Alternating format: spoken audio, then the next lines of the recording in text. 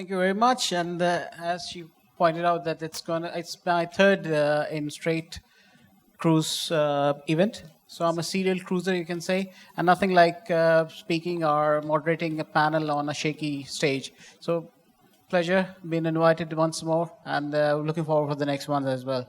So a bit about me. I'm based in Dubai, have my own company, and also work for the PwC as a corporate trainer and subject matter expert on fintech and blockchain. And moving forward for the panel, and plus the intro of the build-up of the topic, she was mentioning about I should be sharing some news or trends relevant to the investing in the blockchain. So the very recent thing is that Louis Vuitton has came up with their own blockchain. They have invested in their own blockchain, and that will be used for the provenance of the luxury goods they are producing. We all know about the trend of Facebook Libra project, so that is a big investment as well. Where I'm coming from, UAE, every week or so you get some new development happening in the investment space of blockchain. And by 2021, they will put at least 50% of their back-end operations on the blockchain. So much is happening around in the blockchain. And very recently, again, the Gartner came up with their own research report, and it says that by 2025, the business value that blockchain will bring in will worth around $176 billion. And in 5 years from then, by 2030, it will be $3.1 trillion industry. So things are ballooning up year by year. And I have excellent panel with me, full of expertise in different sectors or verticals of blockchain. One good thing about the blockchain events these days, that we are having some kind of a specialist discussing about the different verticals of blockchain. And do we have this? Absolutely, yes. And I'll go to my panelists and will ask each of them to share their own journey in the blockchain space. Andrea.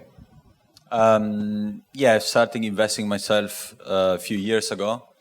I was mostly interested by the Ethereum ecosystem. So all these new projects being built on Ethereum. Hey. And yeah, I felt that it had a lot of potential. So I started looking into that very thoroughly. And then I met a few people that shared the same passion with me. They were working at BlackRock at that time. And then we basically brought it to the next level by setting up an investment fund, Eterna Capital. As I mentioned, before my keynote presentation, we are investing in early stage projects using decentralized ledger technology. So actually not only blockchain, it can also be a DAG like IOTA, Hedera Hashgraph and others. And we invest in both the token and the equity. Actually, we have seen many opportunities on the equity side over the past year. And then we tend to support the projects with our network. So we are quite hands-on. And we are based in Europe. There are not many funds in Europe. So we see that projects also like this element. It gives them a more widespread geographical presence. Sure. We'll be discussing some investment relevant things with Andrea, especially to his geographic location, which is Europe. Zia. Yeah, so I actually started, I guess, with blockchain and the gateway drug of Bitcoin. Back in 2013, I was living in a house with one of my good friends who is also a former co-founder and CTO of mine, and he was telling me all about Bitcoin, and I couldn't really ignore the kid because I lived with him. So I got into it through Bitcoin, and I started to look at the technology behind it. And really understand what that was about. And in 2016, I actually started my own blockchain-based travel company based out of China, and I sold that company last year. And so now I'm actually independently, I guess, investing my time and resources. In particular, I like to say companies rather than projects. I'm a bit iffy on the word project, so companies that I believe in. So for instance, at the moment, I'm consulting with a company called Miracle Tele, who are here, blockchain-based mobile operator, and that's my journey. Heads up for you, I'll be asking very specific questions. You had an exit last year, so I'll be asking about the ROI of that project. Sure. Kevin.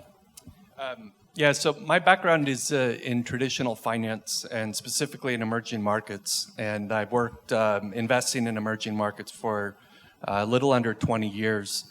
And in 2013, 2014, I was advising some large commodity companies on how to hedge their China risk because they were concerned about the possibility of a financial crisis in China. And one of the tools to hedge that I came up with was to buy Bitcoin. And that was a way for Chinese citizens and Chinese companies to evade capital controls in the country. And it was really only about 2 years ago that I realized that there was a lot more to cryptocurrency than just Bitcoin. And some people that I'd worked with previously were involved early in crypto and were founders of a few projects. And so I got together with them and we founded Decentral Park Capital. And as everybody else, I had my falling down the rabbit hole moment when it just occurred to me that this was something really, really big. And what also occurred to me is that cryptocurrencies were very similar in many ways to early stage emerging markets. And that you have a market that is it's very inefficient. The market structure is very immature. There's a lot of market abuse. There's unclear regulation. As a result, there's unclear information as well. So as a result, you have a market that's dominated by speculators and specialists, and you don't have sticky money or institutional money in that market. And as a result, the volatility is very, very high. And so all of these things that I worked with and through in emerging markets, it seemed that cryptocurrency was at a very, very similar stage. And as emerging markets do address those problems that I mentioned, the market structure problems, the regulation, you do start to see institutional money come in, and that pushes up valuations quite a bit. And so that I use that same framework looking at cryptocurrencies, that as the problems that we're all familiar with get addressed, then we're going to see institutional money come into the market. And I think we're at that stage basically right now. Wow, that's too much to know from you. And we'll be asking a few more. Brad, what your journey? Well, I had a long journey. So I got introduced to the crypto space. Well, let me backtrack a little bit more. I've been an entrepreneur all my life. Started the journey writing code, building software, and then selling the software, and then the company that I had started. So always had a passion for technology, both software and hardware. And then very early on got introduced to Bitcoin through a CTO friend of mine. At that point, I was already an angel investor and invested in the early stage tech companies. And got involved with Bitcoin, fell in love with it, did do some mining, I still do, but initially that's all I did. And then from there on, tried to figure out different business opportunities. 2015, tried to see if there was a good opportunity to build something with the DAO hack. That turned out to be an exercise in futility because all the interest went away with that. At least in my circles. And then 16 started an advisory firm and got involved with a lot of projects. At the same time, refocused my investment thesis from opportunistic to blockchain only. So started investing in different industries, but that used the blockchain component in some way, the technology. And here we are. I've been investing in the space, have quite a few projects that I participated in both as an angel and as a VC. And in 2017 started an organization called Blockchain Investors Consortium with the sole purpose of sharing due diligence and deal flow. And we grew to 100 plus members, have quite a few investments under our belt, and try to support the ecosystem by bringing funding to good, worthwhile projects. Great. Pretty much 360-degree expertise on the blockchain investments, and we will be sharing everything relevant to the investment in coming 30-odd minutes.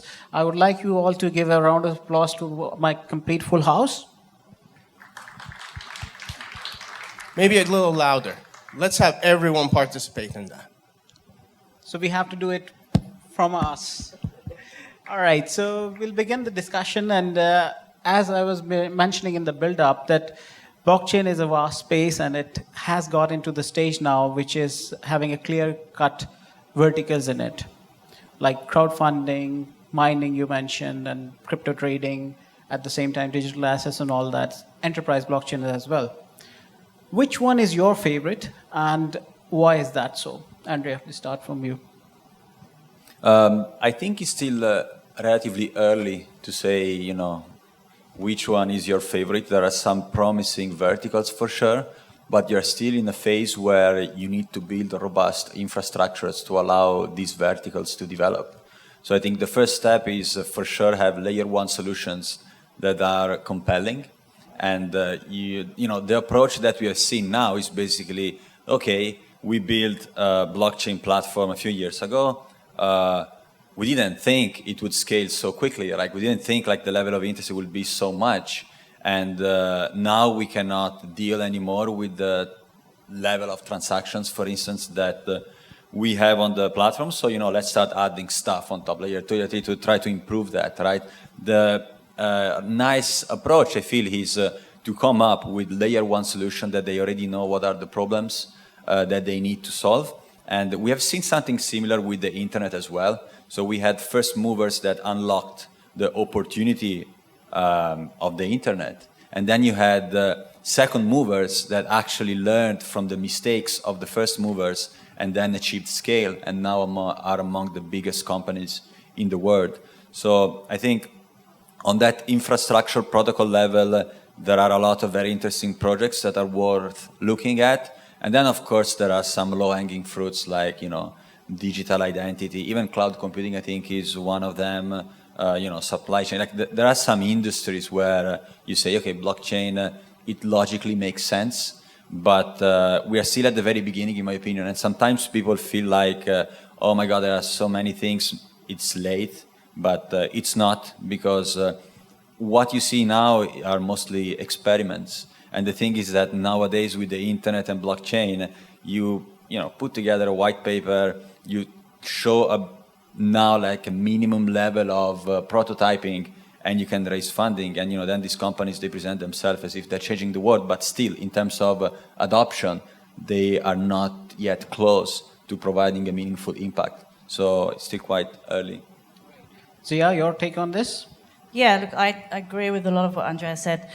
The technology is just over 10 years old, right? And technology generally takes around 10 years to sort of mature. So this is the point when we start to see real use cases. For me, that's where the exciting stuff happens, where we start to see, obviously real use cases of blockchain technology. For me, I like looking at disruption of really big traditional industries. So, things like government, it's not industry, but things like telecoms, as I mentioned before, big sort of utilities and things like that. I think those are really interesting areas. And we're going to start to see a lot of really specific use cases. In the same way that, it is like looking at traditional investments. So you look at all the elements that you would look at for traditional investments. So everything from use case to team to, traction. It's not really that different from any traditional kind of investment. And that's, I think, an important thing to remember. Right. Kevin, do you agree with this statement? Yeah, I do. And I would only add two more things to what they've said, which I basically agree with all of it, is that the only token today that has a use case that exists, the technology doesn't need to be improved. It's not a layer one solution that down the line is store of value in digital gold with Bitcoin. That's it. And it works today. It works as a global exchange of value. It doesn't need any improvement to function in that way. It still needs some minor improvements and will continue to improve over time, but it works. Smart contracts don't really do anything yet. They're starting to do things, and we have decentralized finance, but they're based on speculation. And so this, the really exciting thing that probably I would guess a lot of the people here and certainly us that we're really excited about is this Web 3.0 idea of data privacy, data sovereignty, data marketplace, microtransactions. That's all very far in the future, though, and agreed that it's useful to look at the example of the internet. A lot of the early .coms, were superseded by the Googles and Facebooks that came much later, and so we may see the same type of thing in crypto. All right. So, Brad, we've been chatting yesterday as well in our pre-panel discussion that how important is in this space to be as tech savvy. Blockchain is a technology, and if you are investing in something relevant to technology, is it good enough to just be email savvy, or you really need to be involved into the DLTs and the coding part of this? Well, I think that's an interesting question. So if you're taking it personally, if you're a one-man machine, I think being tech savvy gives you a huge competitive advantage in whatever you do, whether you're an entrepreneur, an investor. If you understand the limitations and the capabilities of underlying technology, that's a huge plus. Now, if you're talking about a fund or an organization that has more than one member, I think it becomes less important because the managing partner does not need to be a former CTO for the fund to be successful. You can have the right technical analysts on the team. You can tap into other resources. But from an investor perspective, is it important to understand the technology? Absolutely. I think it's a key advantage you can have. And I always tell people, invest in things you understand. Because when you start investing in things that you don't understand, that's where a lot of the losses happen. But when we hear from Zia, she says it's like just 1+ from the conventional investments.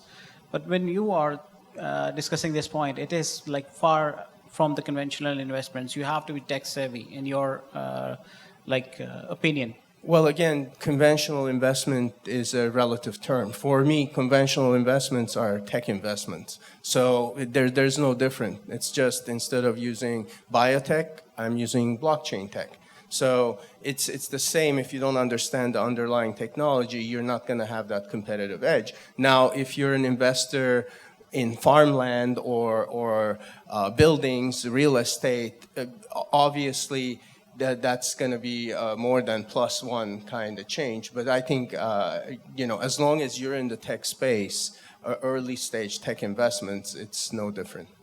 Right. So one important vertical in the blockchain investment is the crowdfunding. And it's a very useful investment protocol or the mean, but been abused when it was in the case of ICOs. Now we are in the second phase, which is the STOs. How we can avoid the mistakes we made in the ICO period? Andrea. So first of all, ICOs, right? Most of them, they were not doing a crowdfunding on paper. They were selling a utility token, right? Mm-hmm. So they were giving you a token that will give you a specific level of access in a network in exchange for money. So technically, you did not purchase that as an investment mean, but you did that because you wanted to use that token within the network. Maybe in the back of your mind, you were thinking, okay, many people will use it, so it might increase in value, and I can sell it to someone at a higher price. So basically, 99.9% of the people, they did that, right, in the back of their mind. But, you could not, I think, equate that to a standard crowdfunding done on a platform such as, in the UK, we have Crowdcube and the Cedars.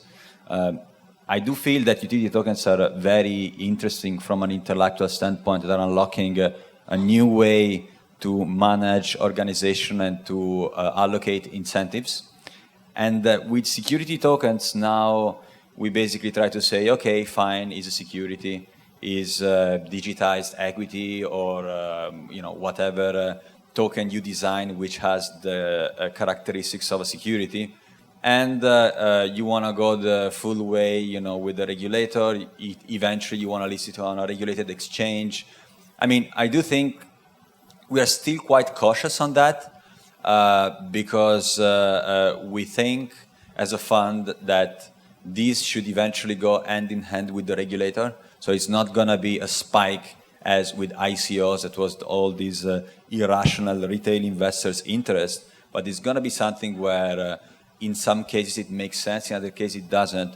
But it should be regulated. It should be listed eventually on an regulated exchange. Also, it's very important to make the distinction between security tokens and tokenized securities. These are two very different things. I think tokenized securities is a no-brainer, right? Take real estate as a security, you tokenize it. You have the benefit of fractional ownership. You have the benefit that if you want to transfer a property from A to B, you can do it faster in a more cost-effective way. Security tokens, it means you take a token, you assign certain characteristics to the token such that it's classified as a security. That's something new, and I think we'll just have to see how this evolves. As a fund, we have no rush in getting into security tokens, but we are, as I said, very curious to see how this develops. Also, another point which is important, I think, to mention is when companies, they want to tokenize equity, right? Another thing that they want to do through STOs is like, we tokenize the equity. It's not, like early liquidity is not always good, right? My feeling is that if you're a very early stage company, you should not look into that, because early liquidity sometimes can kill the company. Maybe you're doing extremely well, but someone is dumping that specific token, the price goes down, you're like, okay, why? I'm doing everything fine. It's something probably that is relevant in a pre-IPO phase where you already proved certain metrics and you want to give secondary market in a phase where the company is already quite established. So yeah, it's not black or white. In fact, it's thanks for the build-up for tomorrow's panel as well. We'll be having this discussion about the classification of tokens tomorrow, I think at 9:30 a.m. So thanks for doing like two things for me. Zia, so... Yeah, so I think and I hope that we're seeing a shift in the way that people raise money. I believe that STOs, we will still see a bit of the kind of the companies that come in and just think, well, we'll create an STO because that's the new thing, the new ICO now, and I do think we'll still see some of that. But there are ways to, I guess, mitigate against that. And I think in the case of any company that you invest in, whether it's through an ICO or STO, whatever it is if there's an active element of that company. So if it's already been active, if there's already revenue being generated, if there's already a product out there, which is the case of Miracle Telly. So before they even started to raise money, they had an active product. It was active in 163 plus countries, and so that, I guess, mitigates against some of the issues that you might get with STOs. I think, yeah, we're not going to. There are regulations that people go through. It's still not going to stop all of the fakers out there, but it will go some way to at least calming that kind of frenzy as you put it down. Yeah, that's... Kevin, your 2 cents on how we can improve the STO investment cycle. Yeah, first I want to push back a little bit. I disagree with something that Andrea said about tokenized securities being an area that is going to grow a lot. I know there's been a lot of excitement in this narrative around we can tokenize real estate and people can buy it all over the world. The reality is it's not working yet. And there was a attempted float by Harbor, which is a company owned by DRW, which is a big company with a lot of financial firepower. And they tried to list about a $20 million student accommodation in South Carolina in the United States, and it failed. And a friend of mine was talking to the CEO of DRW and asked, why did it fail? And he said, well, it's because there's no natural audience for this. Because people who are very interested in crypto and blockchain and are comfortable with that, they see a project that has a 5.5% yield which is what this project was, they're not interested in that. No one's looking to make 5.5% a year when they see the other opportunities are there. And the real estate investors, for whom a 5.5% yield is fine, great, no problem, we're interested, they can't get comfortable with the tokenized aspect. And so there's just no natural audience yet, and it's going to take quite a lot of time to educate that cohort that would buy a deal like that. Absolutely. The place where I come from, Dubai, every week you can hear this news. Someone is coming with the tokenized security, real estate, but nothing working after a month or so for them. Brad, STO space, is it going to flourish, or the ending is similar to the ICO category? You sounded like the ICO ending is a bleak ending. I don't think it has ended yet. I think they both have their place in the market, and I also agree with everyone who said it's a good thing things calm down and we see less opportunistic projects that don't really have any intention to deliver anything, because that was really bad for everyone in the space and people outside who are trying to get in or learn more about it. As far as, STOs versus ICOs, I'm going to talk about it tomorrow.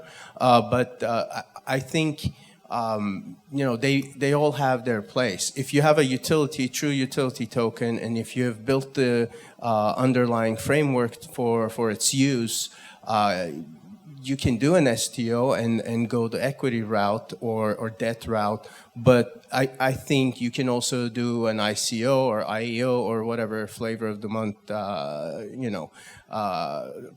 version of it exists, and then raise the funds you need for growth. Obviously, if you're super early stage, the frenzy of 2017, where everyone was raising millions of dollars on a white paper, wasn't healthy. It's not there anymore, and that's not the future.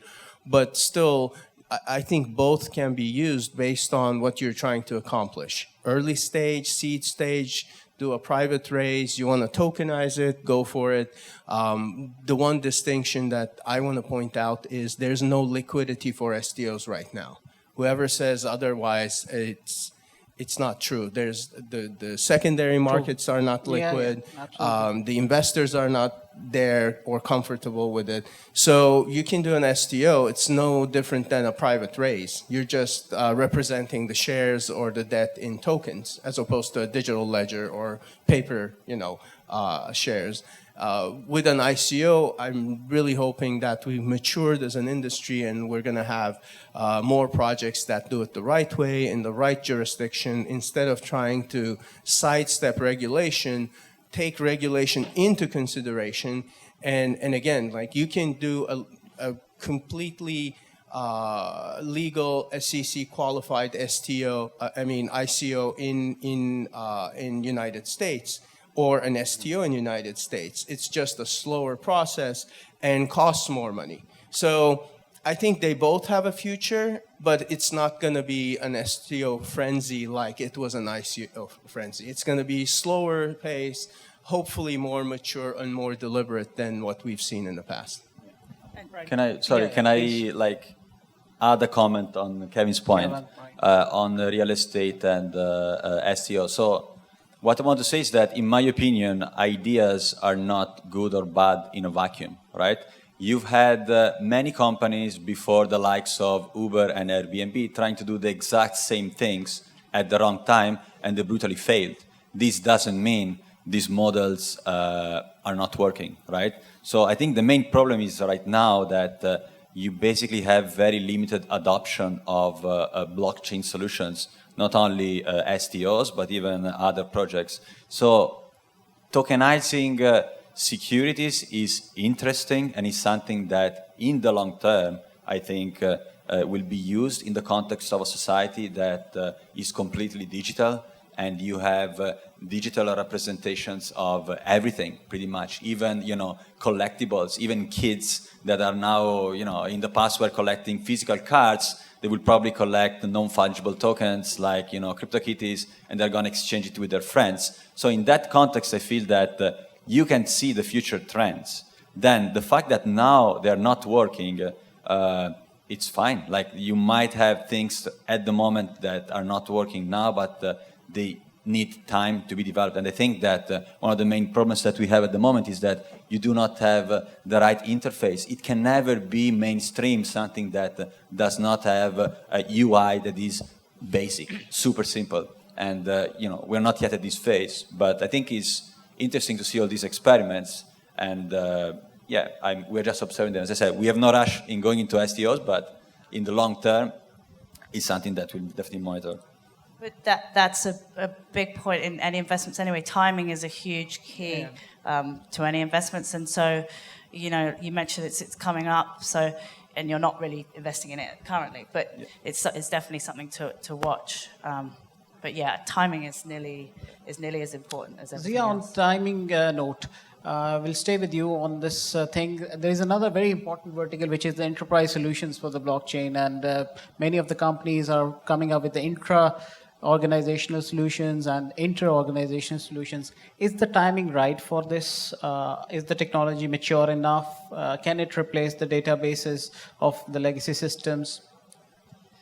So, I mean, in my, I guess, role, I've worked in a couple of very traditional industries, so with some insurance companies, things like that. Obviously now I'm working with a telecoms company, but they're not a traditional telecoms company. They're based on the blockchain, and I think there's opportunity for enterprises to get a return on investment, but I don't think they should be doing it in a silo in their own company. I think there's a opportunity for them to work with startups, for instance, like Miracle Tele, that would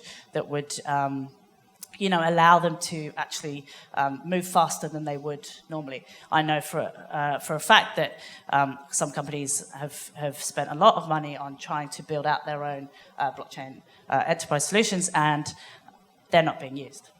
They're simply not being used, and it's because they don't move quickly enough, and they don't have. Once they have the leader or the conduit in the company taking that project through, they'll leave, and then nothing continues with it. So I think that in some ways the technology it's starting to be ready for that, but in terms of the return on investment, that's not happening right now. Yes, and the CFOs are basically interested in that point, ROIs.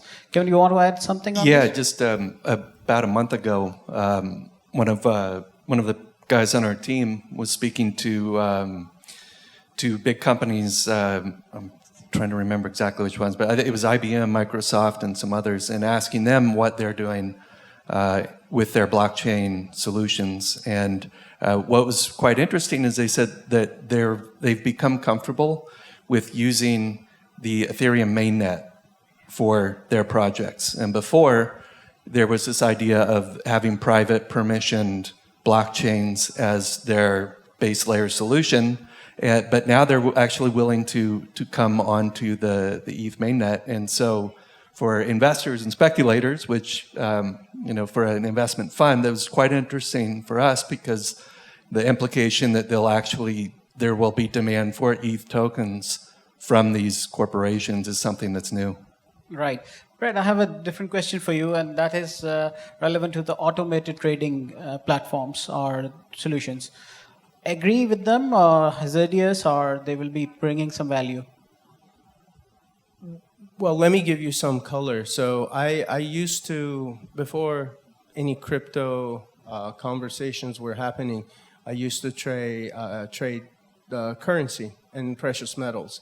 And at that time, this is another lifetime, it was very difficult to compete against automated solutions, because the reaction is instant, it's pre-programmed, and it allows for some very interesting strategies to be in place, which manually was not practical to execute. So combine that with the fast pace and volatility of the crypto markets, I have a lot of respect for traders who do manual trading on these markets.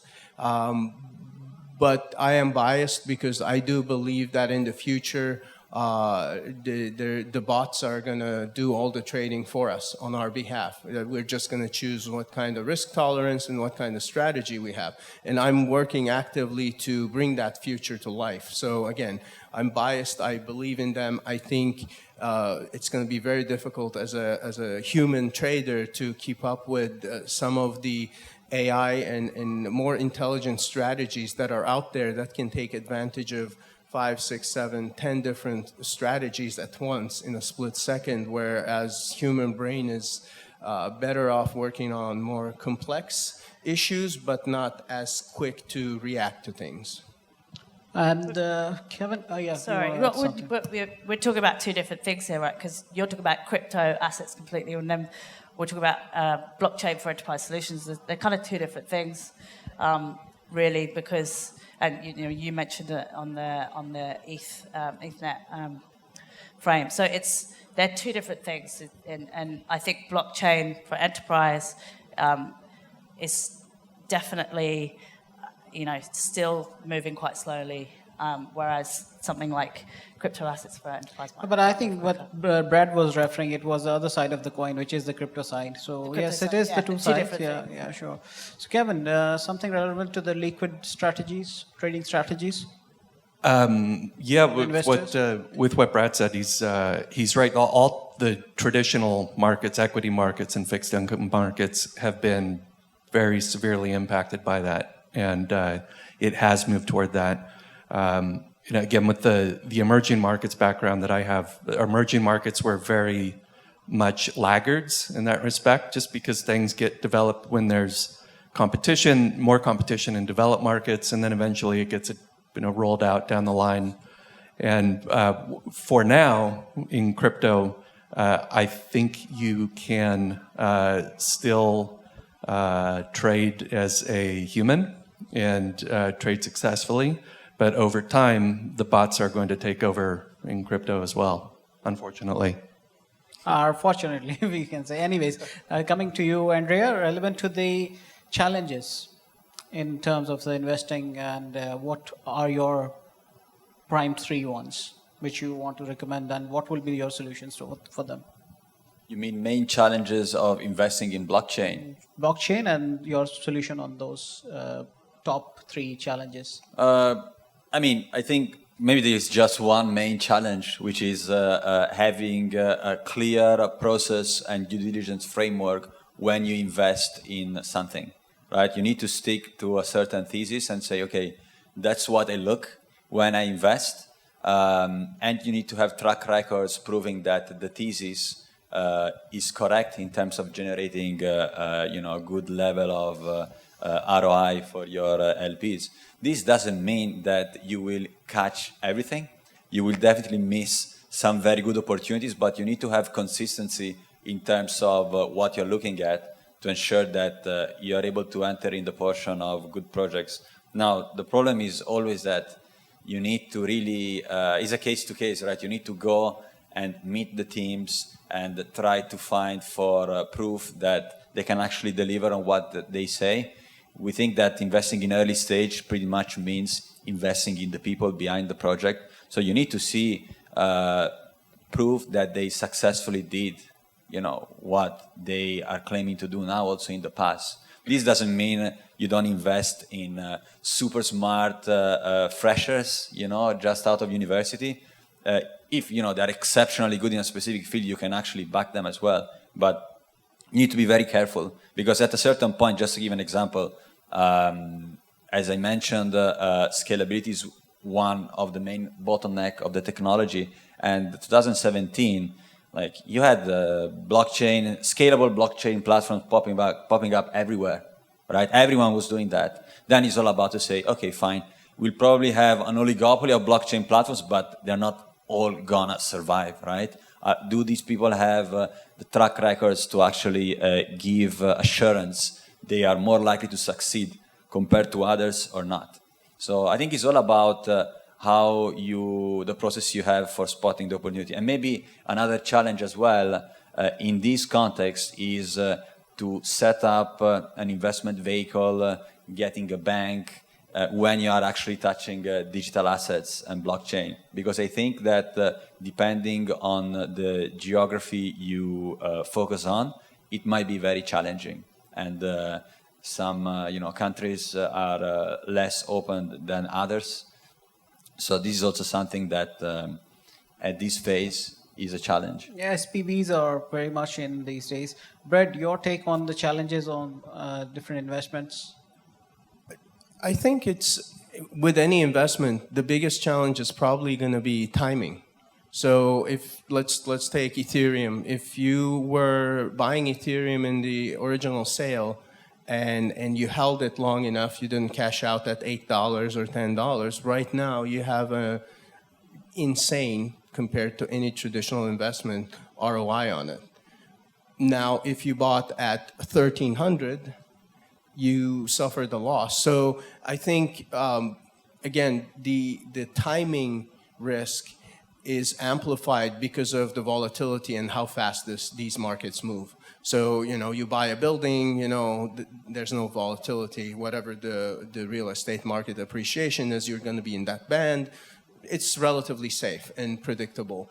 You buy an altcoin or even Bitcoin. You buy Bitcoin at the wrong time, you're going to have challenges. So there's no silver bullet to timing other than doing a lot of homework, doing a lot of due diligence, and understanding the technology. And having a lot of luck. Yes, a lot of luck. All right. Kevin, your due diligence list for the investment? Yeah, so the other thing to throw into the mix, at least from an investment fund, is portfolio construction, and having a framework. And the way I look at things, the fundamental questions I ask are around risk reward and probabilities. And so if something is relatively lower risk, you'll accept lower upside. So in crypto, obviously, there's VC-type investments in some ICOs that, if they work, maybe they go up 100x or 500x, but the probability of them being successful is quite low. So you have to size the position very small.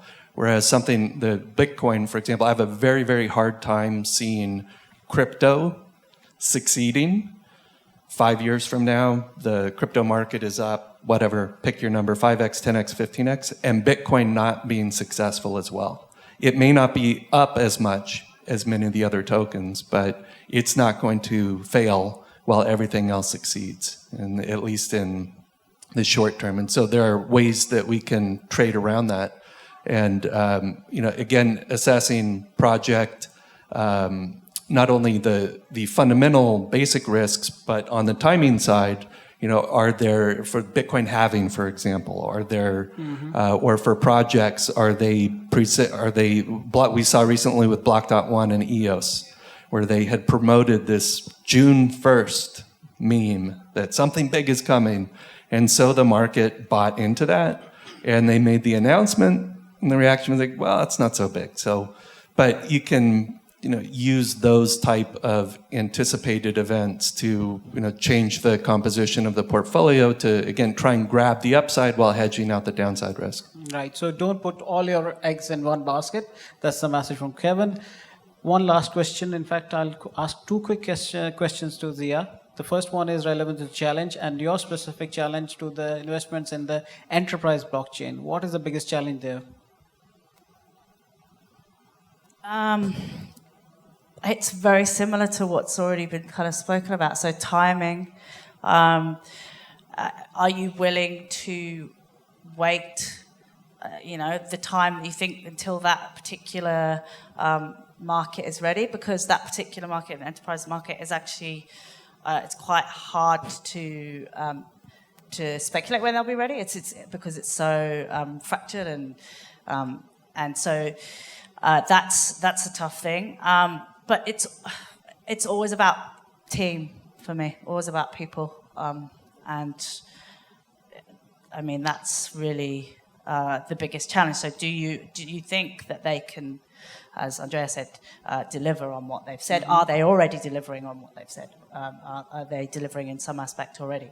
I'll add to that. Network effect is one of the biggest challenges in the enterprise blockchain solutions, because bringing together different airlines on one single chain is a big challenge. So the utility of a blockchain is when there are multiple players or operators on it, and to bring multiple players within the competition on one chain, bit difficult at the moment. Maybe in future it will happen, and that's what the Gartner is saying, that by 2030, the intercompany blockchain solutions will be having the biggest business value among all the verticals of the blockchain. So with that, I'll ask the last question from you, and then I'll come for one or two questions from our audience. That is which I asked you in the very beginning, that you had an exit last year. What was the ROI, if you want to share? I can't actually share because it was to Chinese private. Okay, but it was in a good... it was decent. It was decent. So I'm not, rolling around in a Lambo, but it was decent. But not to the moon, right? No. It was a startup, and it was 2 years, 2 and a bit years of a startup. And actually, we were about to do an ICO at the time, and then we got offered some money, and there was an interpersonal relationship that broke down between two of the co-founders. So we chose to take the money instead. I want to jump in her defense, because that's a really difficult question. Yeah. As an entrepreneur, you give your heart, soul, sweat, and tears. How do you put a value on it? Like, as an investor, it's relatively easy. You give 100,000 investment, you sell your tokens, or there's an exit, you get 5 million, okay, 100 to 5 million, 50x in X amount of years. So you calculate your RRR or IRR or ROI, however you want to look at it. As an entrepreneur, you give your 24/7 to something like she did for years, because nothing happens overnight. And then you're asking what's the ROI on it. It's probably 1 or 2. It's not like 100x, because if she had taken that time and dedicated to something else, I mean, what's the opportunity cost, right? Yeah, you're absolutely right. It was blood, sweat, and tears for sure. Yeah. You never switch off as an entrepreneur. So. But glad to hear it. The ending was decent, so that's good. Right, so with that, I'll come to my audience. So we have a question here from another serial speaker of Blockchain Cruise, Naeem Aslam. Thank you. Thanks ever so much, guys, and I really appreciate it. My name is Naeem Aslam, and I've worked for Forbes. Some of your comments could be part of the article that I will be writing, so I just want you to be bare. Just keep that in mind. Kevin, you said earlier about the STO, and then you said that, yes, there are student accommodations out in the US. There's a project which doesn't have any attraction, the national attraction. In fact, there are a number of projects which have tokenized the student accommodation, and they are regulated in the UK by the FCA. And the demand is there. But yes, I concur with you that the yield is something which isn't really making that much attractive. Now, my question is in threefold, and one of them is based on the recent headline came out of a McKinsey while we were all sitting here. And I wanted to bring Joanna, who's also who works for Consensus, and she just gave me some comments on that. So the first question is, for Andrea, you are active in that space, and you and I, we both know each other, but are you, given what Kevin said, that the yield is not attractive, but you defended that, have you actually looked at it? Have you actually invested in that? Because you are looking for 5x to 10x. So he made a good point by saying that it is a low yield and it's not attractive, but you defended that. One. The question number two, McKinsey's headline is that the blockchain has a very limited focus for retail banking. Now, Kevin, and for the rest of the panel, the question is, when a company like McKinsey says that the blockchain has a very limited future for the banking, how are you looking at that space? Because someone who has a PhD from the MIT and she works for Consensus, she has a very different view about McKinsey. Thanks ever so much. Thank you very much, Naeem, for two very useful questions. Andrea, we can start with you. Yeah. Hey, so on the point about the yield, right? Again, is subjective, right? 5% might not be good for me. It might be good for you. It all depends on the risk profile that you have. Of course, real estate investment is something that is less risky, right? And our investors, they don't give us money to get exposure to real estate, right? They give us money to get exposure into cutting-edge blockchain solutions. So probably it won't be something where us as a fund, we invest, but I do think that other investors, they might find that appealing. So it really depends on what you're looking at when you invest. Good answer. Yes, Kevin, on the second question. Yeah, so obviously I haven't seen the story or the report, so it's hard to speak exactly to it. But am I correct? They're saying that there's a limited role for crypto in retail banking? That's McKinsey's That's McKinsey. share. Well, I guess I'd prefer you not report on the first thing I'll say. I don't have a very high regard for McKinsey at all. I think they've done some things in the last year that have become public that have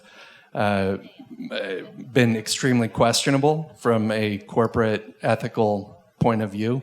Who did they write the report for? Who is their client? Who's paying for that report? I would want to dig into all of those questions. And again, without reading the report, I just, I wouldn't be able to have any conviction on what it says. Okay, but what's your view about the yield? Are you saying that, there is no natural audience? I mean, there should be a natural audience when it's a fully regulated product. Well, but in the case of real estate, there are already vehicles where investors can get access to pooled investment products, and they're REITs. Yes, and REITs there's isn't the REITs same everywhere. thing. And REITs isn't the same thing. well, but again, looking at the opportunity set, I could buy Bitcoin or ETH or Zcash or Definity or any of these other things with real potential to fundamentally change the structure of money, the structure of how business interacts with each other, cutting out the middleman entirely, connecting consumers and producers. And then in addition to this idea of Web 3.0, or I could buy something that maybe is a slight improvement on a REIT. It's just not interesting for me personally and for the investors in our fund. Yeah. I'm going to finish off, and then I'll just say one thing about tokenization of real estate. It's about liquidity trap.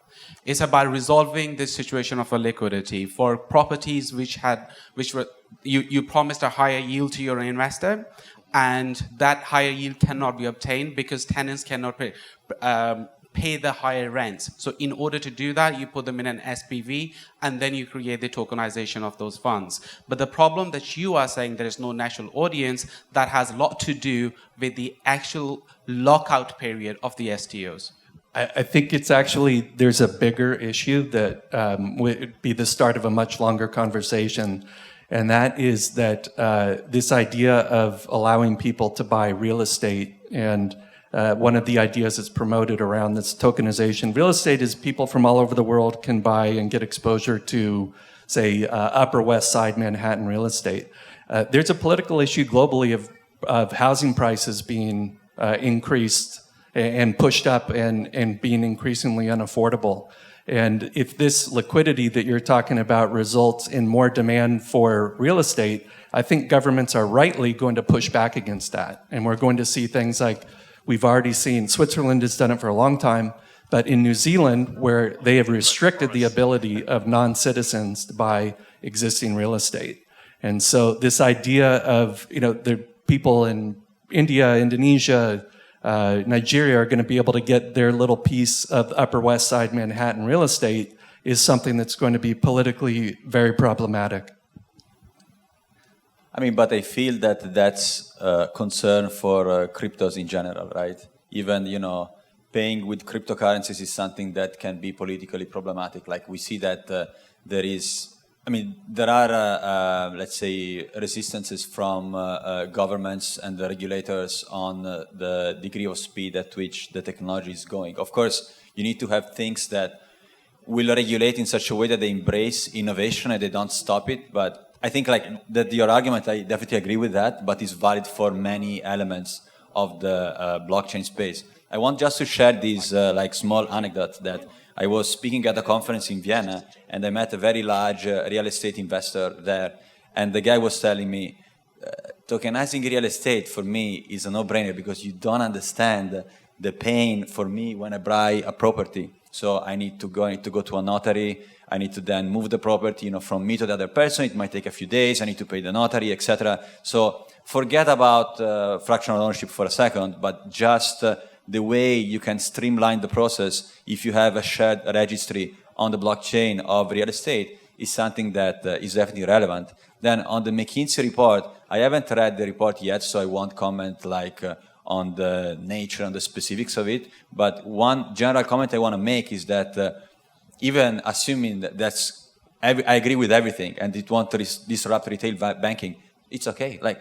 There is this idea that blockchain has to change everything. It won't change everything. It will change certain industries. It won't change others. In some cases, things works best in a centralized way because human beings are more comfortable with centralized institutions and level of trust. I trust you because you are my friend and we know each other. It's not that from a day to another, people will do this leapfrog step of completely forgetting about trusting each other, right? Because there is a smart contract for which we can perform operations in a trustless way. So that's something to bear in mind as well. And if you take the banking sector as a whole, we have recently seen JP Morgan launching their own coin, mostly on the settlement layer. So I think on the financial sector, there are many applications. Then on the retail banking is something that maybe after I read the report, I can give you a more informed comment on it.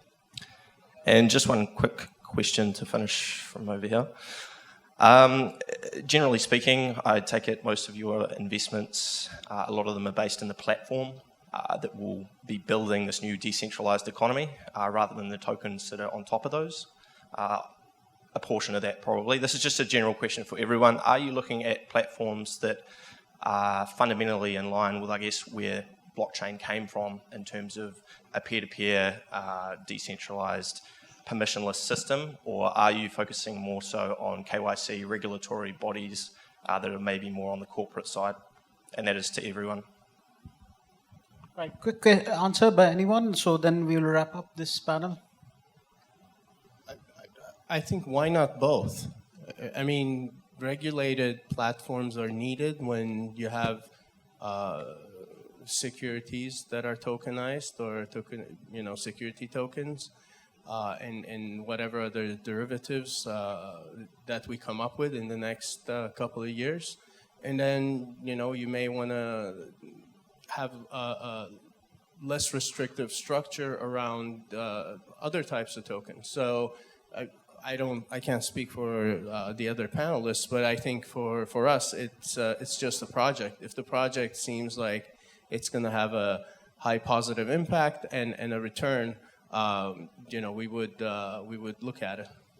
Yeah, I agree. Why not both? And I think, when you look at decentralized platforms, they work for, a lot of things like data and stuff like that. That's a really exciting part of decentralized platforms, but then they might not work so much in, insurance or something like that. So you really have to look at the vertical and what that fits into within the platform.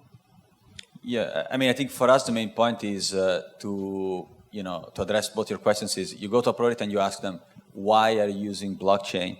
So do you actually need it, or you are just repackaging the word blockchain, you're doing just a private database that doesn't need even to be called blockchain, or you just use it because, now it's cool to raise through an STO and you actually don't need blockchain, you're tokenizing something, doesn't make any sense, right? So if there is, I think, a genuine use case for blockchain to solve a problem, that's good enough for us to then move to, the next step. And of course, you need to do that. If you want to successfully do that, you need to do it in such a way where you comply with all the regulations where your product is based. Thank you very much, and I think it was very insightful discussion. We covered literally many verticals of the blockchain investment part. So thanks for your contribution as well in this discussion. Over to you, and thank you very much for my panel.